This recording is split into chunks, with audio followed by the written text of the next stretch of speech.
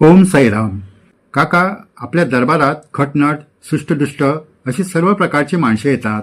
त्या सर्वांवर सारखी नजर ठेवावी लागते बरं का, असे बाबा भक्तांजवळ वेळोवेळी सांगत असत. कारण श्री साईबाबा देहधारी होते तेव्हा जशी चांगली लोक बाबांच्या दर्शनाला येत असत तशी दुष्ट लोक सुद्धा येत असत. बाबा त्यांच्याशी सुद्धा समदृष्टीने कसे वागत आणि त्यांना योग्य मार्गावर कसे आणत ते अनुभव आपणास सांगत आहे. हा अनुभव शिर्डी संस्थांच्या मराठी भाषेच्या श्री साईलीला मासिक पत्रिकेत 1930 मध्ये छापला होता. अनुभव सांगण्या अगोदर आपणास विनंती आहे की आपण जर हे चॅनल सबस्क्राईब केले नसेल तर जरूर करावे आणि व्हिडिओ शेअर करावे. श्री साईबाबांच्या सहवासातील बाबासाहेब तरखड लिहितात की 1915 सालची घटना. दुपारची वेळ. द्वारकामाईत बाबांच्या समोर सर्व भक्त बसले होते. त्यात माझे एक मित्र बसले होते. ते ज्या कापसाच्या पेढीवर काम करीत होते त्या पेढीवर एक मुंशी सुद्धा काम करीत होते.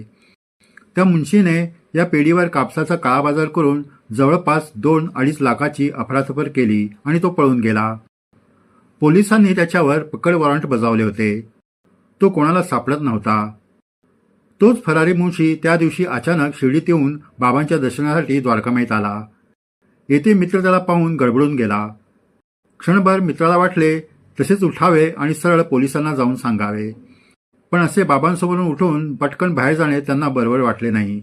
दुसऱ्या बाजूला हा सुद्धा विचार त्याच्या मनात येत होता की तो फरारी मुंशी समोर असून सुद्धा पोलिसांना कळवले नाही. हे जर त्याच्या साहेबांना कळले तर त्या फरार मुंशीला सहकार्य केल्याचा त्याच्यावर आरोप येईल. अशी द्विधा अवस्था माझ्या मित्राची झाली.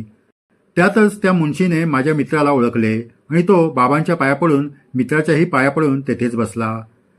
यामुळे लोकांनी काही विचारले तर काय उत्तर द्यावे हा प्रश्न मित्राला पडला. झालेही तसेच.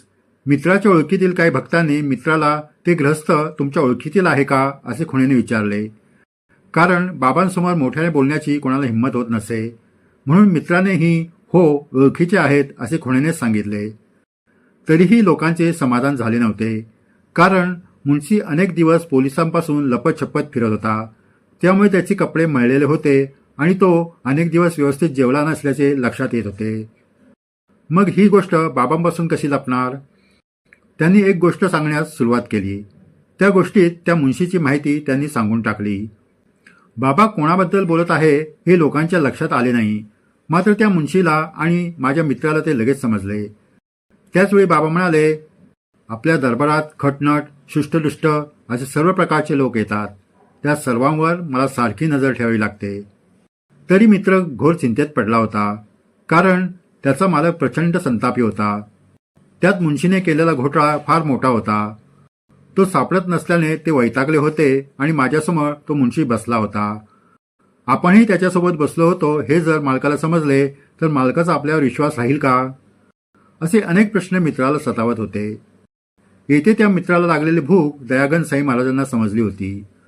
मुंशीला बाबांना काही विचारायचे होते. मात्र बाबांनी मुंशीला प्रथम जेवण करून येण्यास सांगितले.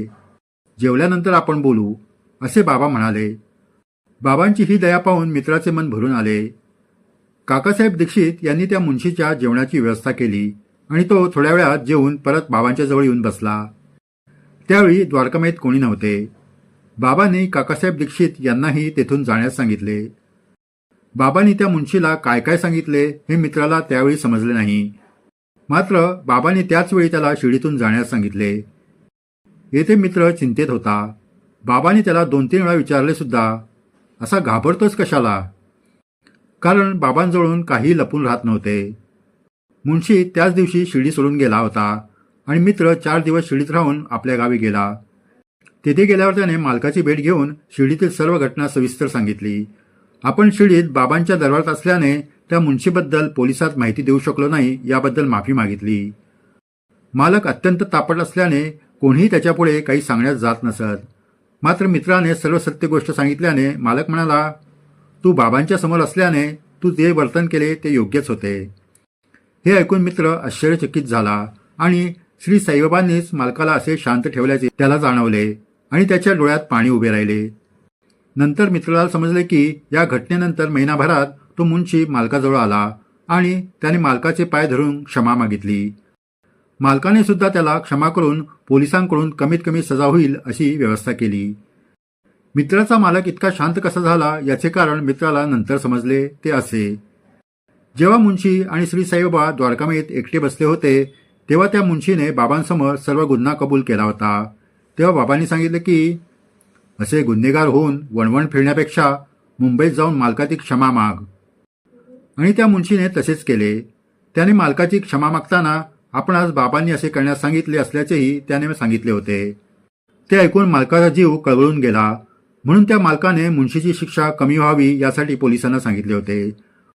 चूक मागून शरण आलेल्या गुन्हेगारांनाही बाबा समतेने वागवत असल्याचा हा मोठा अनुभव मित्राने घेतला होता.